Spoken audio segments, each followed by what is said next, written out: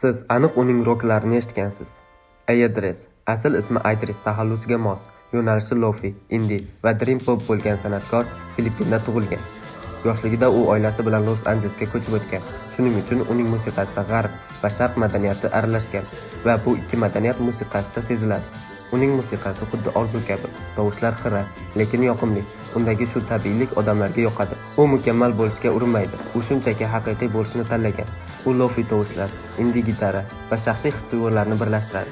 U musiqalarda ko'pincha muhabbat, yolg'izlik va o'zini izlash mavzularini ishlatadi. Shu sababdan ham ko'p muxlislari uni modern bedroom artist, ya'ni musiqani yurakdan, o'z xonasida yozadigan ijodkor deb bilishadi. Mashhur qo'shiqlardan Something About You.